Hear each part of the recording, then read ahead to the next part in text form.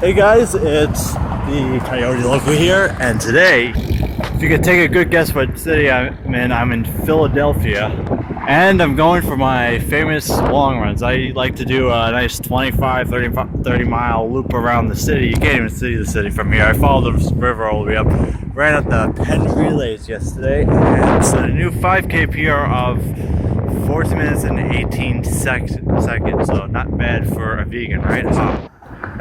So usually after my races I like to go for long runs, and I'm in Philadelphia and I like to run the whole marathon course for the most part. I'm on top of this bridge over here. It's quite amazing and there's a lot of sights to see, but I look at after my race days to really cram in a long run. It'll hurt definitely, but it definitely is a great way to build endurance. So building endurance, if you ran a really hard, crazy race, go for a 30-mile run. And also after that race, I like to go for a nice 10-15 mile cool down. My race was at 11 p.m. But, you know, I'm eating the fruits. What makes you run fast? I don't know. Is it the vitamin C, the potassium? No, I think it's the frickin' sugar. I'm on a sugar rush all the time.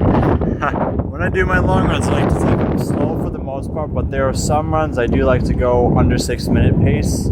Or I like to do a little progression run. I'll build up the pace to around 5-minute pace, and some miles will be faster than 5-minute pace towards the end of a 20 to 25 mile run. And other ones are going to be like 8:30 pace, a lot of stopping like today, just very simple, easy stuff. I feel like a long run will help run the lactic acid out of my legs from a race.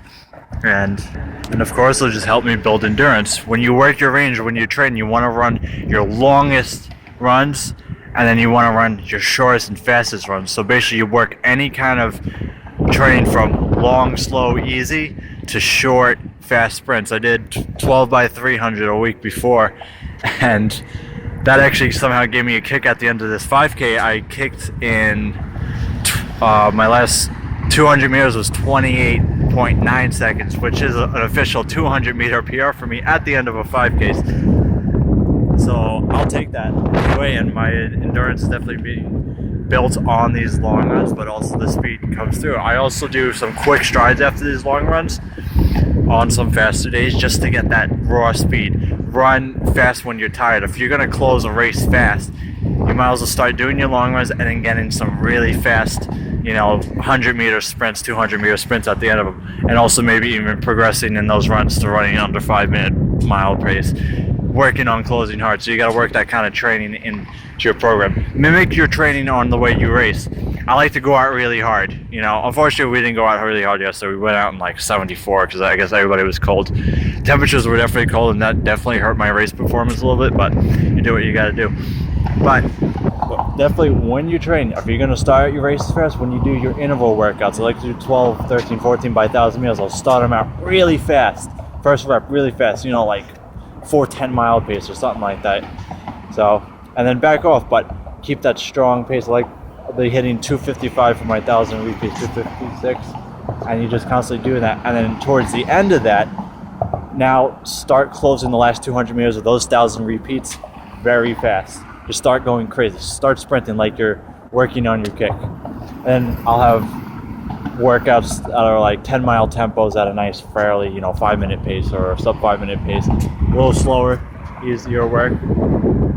And then that's basically the way I train the way you race, work on your long runs, build the base in the summer definitely, and see where that goes from here. I'm gonna finish up this I'd say maybe 25-mile run. I gotta head back to the city all the way down the river, maybe 10 miles down. And I hope I see you guys next time right here on the Coyote Loco Show. Boom.